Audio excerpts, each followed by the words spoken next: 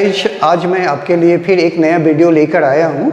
आपको पता है कि मैंने पिछले कुछ दिनों में आपको जितने सारे बेसिक वीडियोज़ हैं उसके बारे में जानकारी देने का प्रयास किया।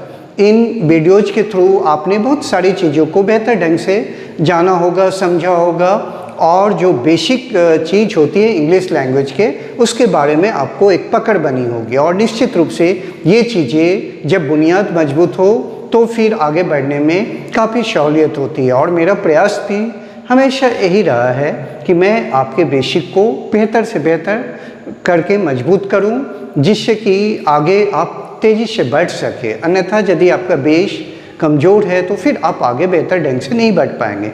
तो गाइज, आज मैं आपको अंग्रेज़ी सीखने के लिए जिस दो चीज़ों का बेहद ज़रूरी, दो चीज़ें काफ़ी हेल्पफुल होते हैं। सबसे पहले टेंस और दूसरा वॉइस। टेंस छोटे छोटे सेंटेंस बनने में मदद करती है और वॉइस जो होते हैं वो बड़े बड़े सेंटेंस आपके बीच लाते हैं। और वॉइस की वजह से ही आप अंग्रेजी अखबार के एडिटोरियल्स या न्यूज़पेपर या मैगजीन्स के जो बड़े बड़े सेंटेंसेज होते हैं उसको आप वॉइस की वजह से ही पढ़ पाते हैं। इसलिए गाइज, आपका टेंस और वॉइस दोनों मजबूत स्थिति में होनी चाहिए। You need lots of massive practices both in tense and voices. If your tense and voice are not good, you will not have beautiful English language and you will always have difficulty in solving lots of problem in different aspects of English language। तो इसलिए guys, मैं ये कहूँगा कि सबसे पहले आप voice के बारे में भी उतना ही अच्छी तरह से जानिए जितना मैंने टेंस के बारे में बताया है। जबकि वॉइस एक बड़ा चैप्टर है, मैं इसको दो वीडियो के अंतर्गत आपको बतलाऊँगा। आज टेंस से जुड़े हुए जो वॉइस हैं उसकी जानकारी मैं देने जा रहा हूँ। ठीक है, तो वॉइस के बारे में आप थोड़ा सबसे पहले भड़बली समझिए, तब मैं बोर्ड की तरफ आऊँगा। वॉइस मीन्स होता है भीतरी। जब हम सेंटेंस को वन टाइप से दूसरे टाइप में कन्वर्ट करें और हर कंडीशन में भीतरी का प्रयोग हो तो ये वॉइस के रूप में जाना जाता है। जैसे हमने टेंस का डेफिनेशन बताया था, the change of verb as the change of verb is called tense, the change of verb as V3 is called voice। तो गाइस, वॉइस जो होते हैं वो किसी भी सेंटेंस को V3 के रूप में लाते हैं।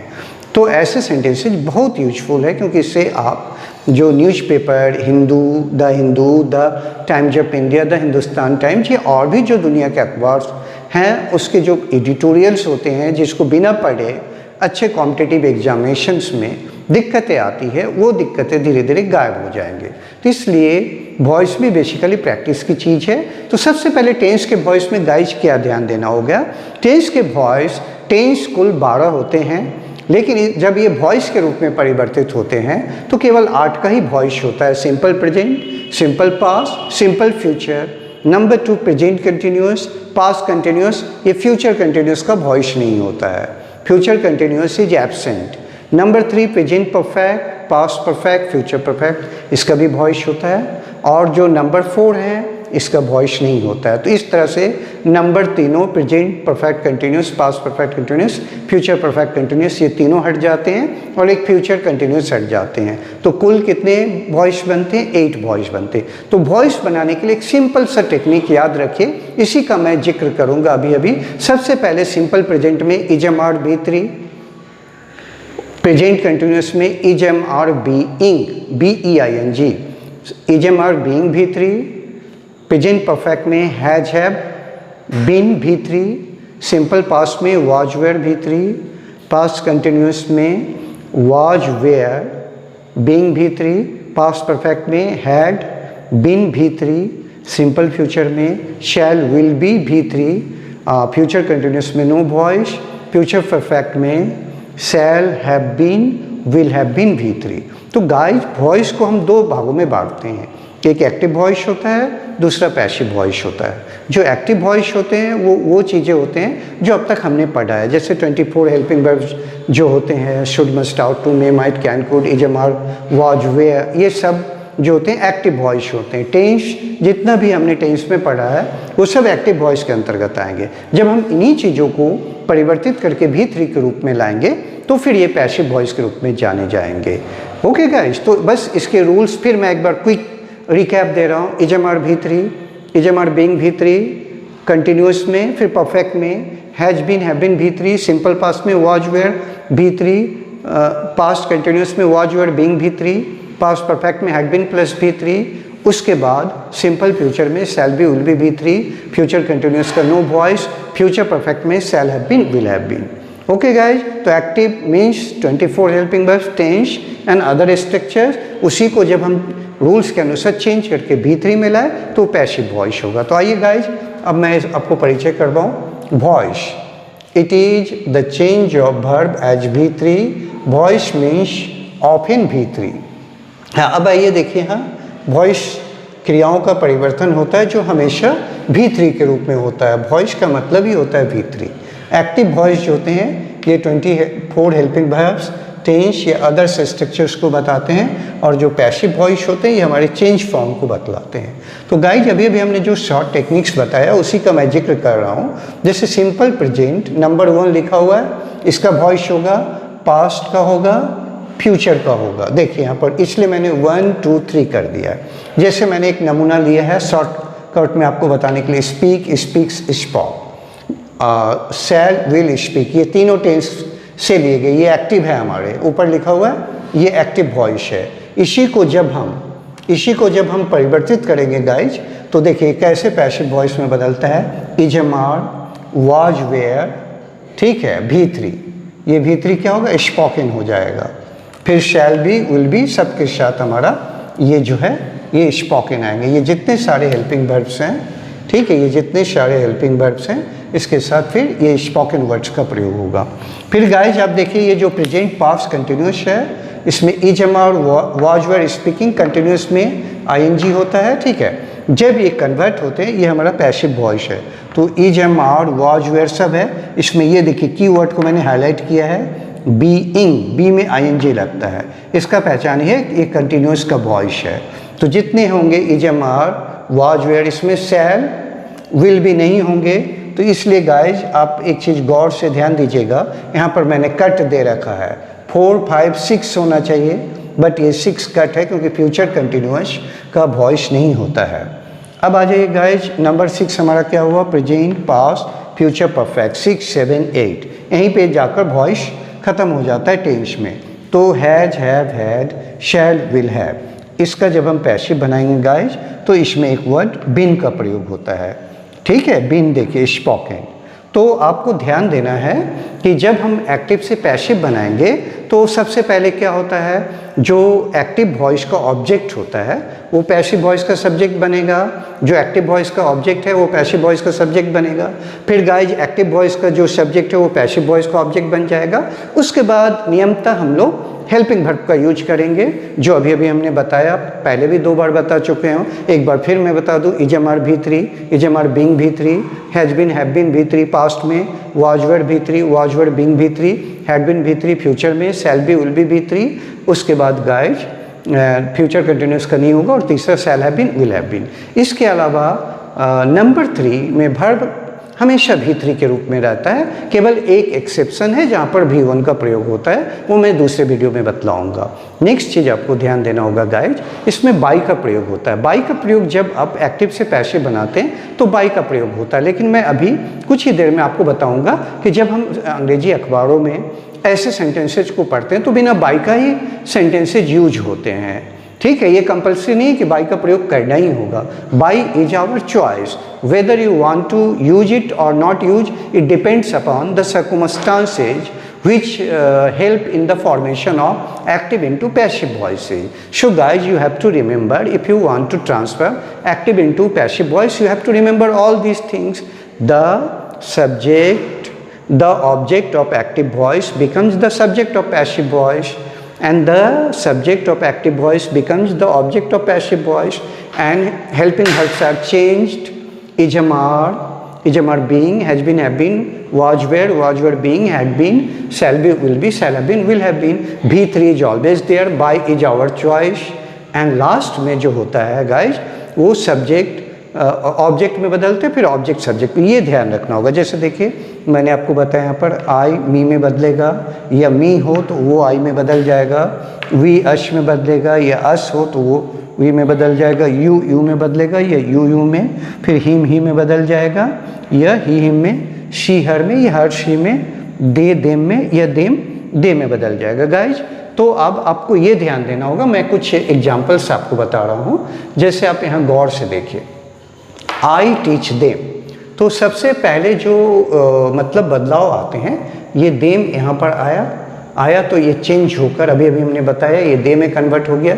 चूँकि ये सिंपल प्रेजेंट का सेंटेंस है तो इजम आर लगते हैं, चूँकि दे है तो इसलिए आर लगा। फिर टीच का हम लोग भीतरी बनाए टॉट, उसके बाद बाई लगा और ये आई यहाँ पर जाकर मी का जगह ले लिया। अब इसी का नेगेटिव एक जैसा बनाते हैं, I do not teach him, तो गाइज यहाँ पर क्या हो जाएगा, हिम आया यहाँ पर ही बन गया, ही आया तो इसके लिए इज आ गया, नॉट यहाँ पर आ गया, फिर टीच का टॉट बना दिए, फिर बाई आया और यही मी में कन्वर्ट हो गया। फिर गाइज इसी तरह यू आर हेल्पिंग अस को हम लोग यहाँ पर लाएंगे तो फिर वी बन जाएगा, हाँ वी आर बीइंग, फिर हेल्प्ड बाय यू, फिर वहाँ चला गया यू हो गया। उसी तरह दे हैव सपोर्टेड यू, तो यू जो है यहाँ पर आ गया, हैव बीन, ये है बीन वाला, ठीक है, हैव के साथ बीन लगता है तो have been supported by them. I shall teach him, ये एक सिंपल फ्यूचर का हो गया तो इधर आ जाएगा he will be taught by me. तो गाइज अब मैं वर्बली आपको बता रहा हूँ, वर्बली ये बता रहा हूँ कि अब जो हम बनाएंगे वॉइस तो हम इस तरह से भी हिंदी में जान लेते हैं कैसे बनाएंगे। जैसे अंग्रेजी हम लोग के द्वारा सीखी जाती है तो subject plus is am are V three plus by plus object, English is learned by us. Present continuous voice subject plus is am are being plus V three plus by plus object, English is being learned by us. फिर present perfect में है, अंग्रेजी हम लोग के द्वारा सीखी जा चुकी है, सीखी गई, तो subject plus had been plus V three plus by plus object, English has been learned by us. Simple past में आ जाइए, जैसे अंग्रेजी हम लोग के द्वारा सीखी गई, English was learned by us, was were V three plus by plus object. फिर number 2 continuous, subject plus was were being plus V three plus by plus object, English was being learned by us. तीसरा guys अंग्रेजी हम लोग के द्वारा सीखी गई थी, तो English had been learned by us, subject plus had been plus V three plus by plus object. Future में क्या होगा, अंग्रेजी हम लोग के द्वारा सीखी जाएगी, shall be subject plus shall be will be V three plus by plus object, English will be learned by us. फिर नेक्स्ट गाइज नंबर कंटिन्यूस का नहीं होगा, अंग्रेजी हम लोग के द्वारा सीखी जा चुकी होगी, तो English will have been learned by us, shall have been, will have been. तो गाइज यहाँ पर ये ध्यान देना है कि हिंदी में भी यदि आपको याद रखना है तो बस ये 8 सेंटेंस आप याद रखिए। और यूजुअली हिंदी के जो सेंटेंस होते हैं उसके अंत में जाना वर्ड लगा होता है, जैसे अंग्रेजी आपके द्वारा सीखी जाती है, अंग्रेजी आपके द्वारा सीखी जा रही है, कंटिन्यूअस परफेक्ट अंग्रेजी आपके द्वारा सीखी जा चुकी है या सीखी गई है, सिंपल पास्ट अंग्रेजी आपके द्वारा सीखी गई, अंग्रेजी आपके द्वारा सीखी जा रही थी, अंग्रेजी आपके द्वारा सीखी गई थी, परफेक्ट पास्ट परफेक्ट अंग्रेजी आपके द्वारा सीखी जाएगी, सिंपल फ्यूचर अंग्रेजी आपके द्वारा सीखी जा चुकी होगी, फ्यूचर परफेक्ट। तो इसी तरह 3 प्रेजेंट फैमिली से, 3 पास्ट फैमिली से, 2 फ्यूचर फैमिली से, कुल 8 सेंटेंस बनते हैं। जब आप न्यूज़पेपर की तरफ आएंगे गाइज तो आप इस तरह के सेंटेंस पढ़ेंगे, जैसे मैं सिंपल प्रेजेंट का एग्जांपल दे रहा हूँ, जैसे ए मीटिंग इज ऑर्गेनाइज्ड, ठीक है, हाँ ए मीटिंग इज ऑर्गेनाइज्ड। उसके बाद क्या होगा, जैसे ए फंक्शन इज कॉल्ड, ठीक है। उसके बाद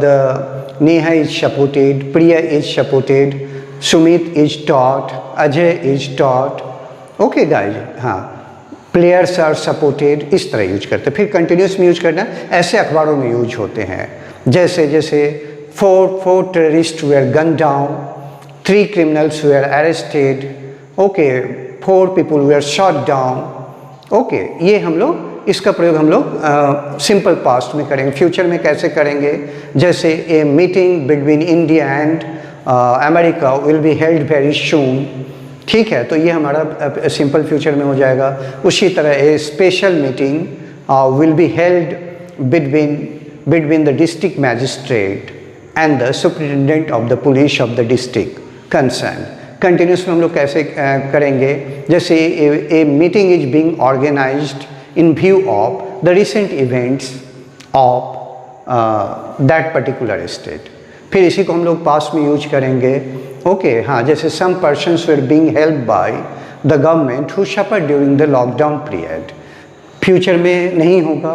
परफेक्ट में हम लोग कैसे करेंगे? परफेक्ट काफ़ी यूज होता है अखबारों में, जैसे जैसे three criminals had been arrested by the police, two thieves had been nabbed by the police, उसके बाद 4 persons had been supported by the principal। ठीक है, फिर हम लोग इसको प्रेजेंट में भी यूज करेंगे, पास्ट में भी यूज करेंगे, फ्यूचर में कम यूज होता है क्योंकि सेंटेंस बहुत बड़े हो जाते हैं। फ्यूचर में कैसे हो जाएंगे? जैसे a letter will have been written by you, एक पत्र आपके द्वारा लिखी गई होगी। एक car will have been bought by you, एक कार आपके द्वारा खरीदी गई होगी। तो गाइज वॉइस को जानने के लिए बस केवल एक बात याद रखना है, ओनली V3, और ये बस formula which I am going to explain you, subject plus is am are V3 plus object, इसी पर आप यूज करेंगे। How you should remember, just follow me. Is am are V3, is am are being V3, has been, have been V3, was were V3, was were being V3, had been V3, shall be will be V3, shall have been will have been V3. By these rules you can create thousands of the sentences, and you can also enjoy lots of sentences which are related to the newspaper reading. So guys, you have to keep the confidence, you have to also create your own sentences by learning all these relevant structures as long as learning the words. So guys, if any of you is interested in joining me, you can either join me online or offline, both kinds of the classes I am meant for. So if any of you are interested, you can contact me on my given number and can get benefits out of my 25 years of expertise in the field of English language. That would be found very helpful for all of you. So guys, just have patience, keep on watching my videos, but also try to give your comments so that I may feel very happy, very privileged that you have at least seen my video and have given the appreciation or suggestion where you are bound to give. Okay guys, best of luck for next video. Okay, bye bye.